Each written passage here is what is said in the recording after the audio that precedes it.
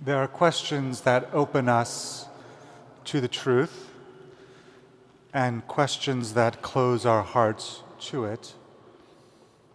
The Sadducees think they've set the perfect trap. In the resurrection, whose wife will this woman be? For 7 had married her. They think they are clever. Their question is a sneer dressed up as theology. The Sadducees were the wealthy, priestly elite in Jerusalem. Josephus tells us they had the confidence of the wealthy, but they had no standing among the populace. And he says further that they were boorish in their behavior, even to one another. They accepted only the first 5 books of the Bible and denied the resurrection entirely. Their question to Jesus is designed to prove that resurrection is absurd. For the Sadducees, resurrection was a threat. If resurrection is true, then God cannot be confined to their rules, their temple, their economy. And so when they question Jesus, they are not defending or looking for the truth. They are defending their own privilege to show that God must fit within the logic of their own comfort. It's the essence of the bad faith question. And their spirit didn't die with them. It still whispers today.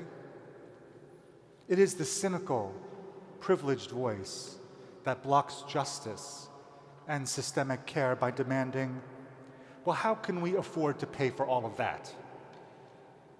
If you're hungry, why don't you just get a job?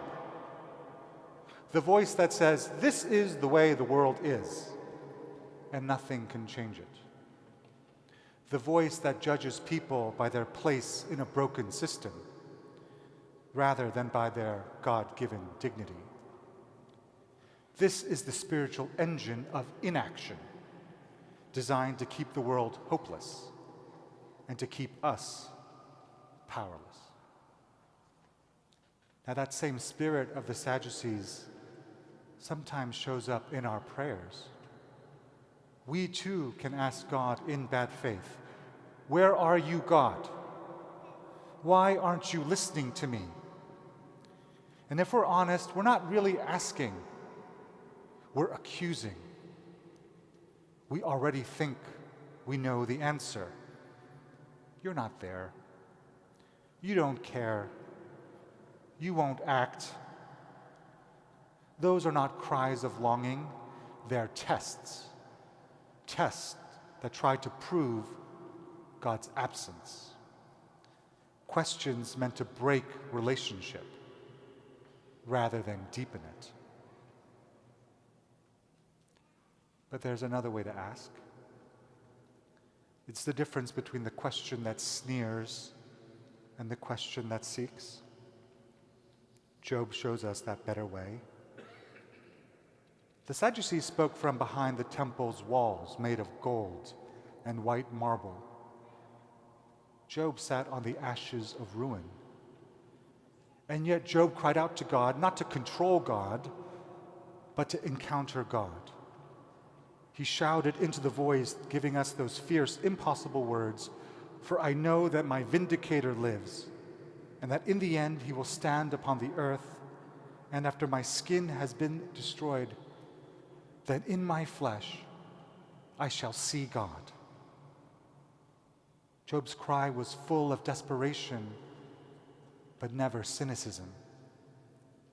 The Sadducees ask in order to prove that God is small. Job asks, no, Job demands to prove God is faithful.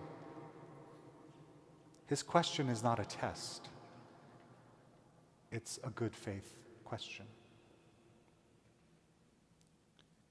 When Jesus finally answers the Sadducees, he doesn't fall into their trap. Instead, he goes back to the beginning, when God set fire to history at the burning bush, I am the God of Abraham, the God of Isaac, the God of Jacob. And then Jesus declares the single sentence that shatters their bad faith. God is not the God of the dead, but of the living. For to God, all of them are alive. And that is the turning point. The Sadducees worshipped a God of memory, a God trapped in written words and behind temple walls. But our God is a God of the living, meaning that love is never wasted, and every soul we have loved is never forgotten. Hope is never foolish, and every system built on fear and control is already passing away. Resurrection is not an argument we have to defend against cynical questions. It is the power that reveals God is breaking into our city's weariness, into our politics of despair, into our own wounded and closed hearts.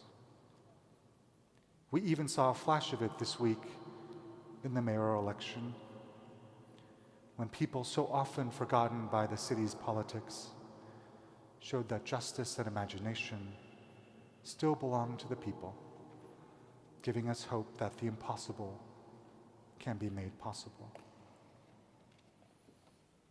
The Sadducees vanished from history. They left no legacy. When their temple fell, their world fell with it. They could not dream beyond the visible ruins of their shattered lives. But we, the followers of Jesus, dare to trust the God of the living. We dare to ask good faith questions whose answers are not yet visible. In the ruins of what we think we know, we can feel resurrection stirring, quietly at first, fiercely, impossibly. For to God all are alive. Our story is not yet finished. The question before us this morning is not, whose wife will she be? That question is dead. The answer is not, there can be no resurrection. That answer is a lie. The true question is an act of spiritual honesty. What bad faith question are we asking right now that limits God? Is it the question we whisper in our hearts that keeps us small? Is it the logic in our imagination that says change is impossible? Is it the cynicism we accept in our city and in our world? Let us lay that limit down. Let us turn from the sneer of the Sadducee to the fierce demand of Job. Let us dare to ask the good faith question. And finally, let us dare to live the answer. Our God is a God of the living.